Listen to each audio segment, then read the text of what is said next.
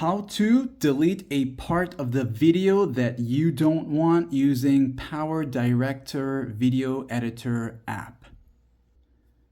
To remove a part of the video that you don't want or simply delete a portion of the video, let's just say you have your video here. This is your timeline area. And now you want to take this blue bar here and you want to place it into the beginning part of which you want to remove. So let's just say, for example, I want to remove from maybe around here in this part here. I'm going to tap on it now on the timeline area.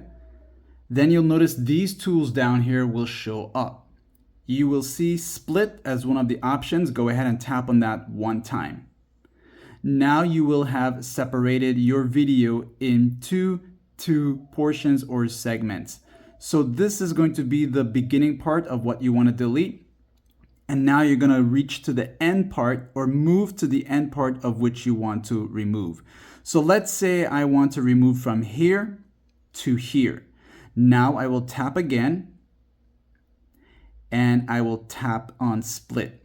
And keep in mind, wherever the blue line is where the split will be entered. So when I tap on split now, you will have a split section here. So now you can see there is two separated parts of the video. Now I'm going to tap in the middle part here of the timeline area like this. You'll notice you have that white highlight here. And if you look to the very top, you're going to see that trash bin icon, which is your delete option. So when you tap on that, that's going to remove this selected area.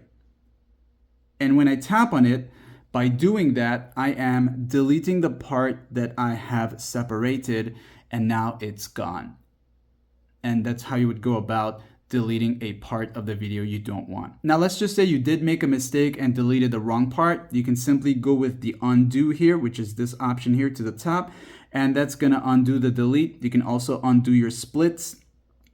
And you can only undo the splits if you have not saved yet. And if this guide helped, like and sub.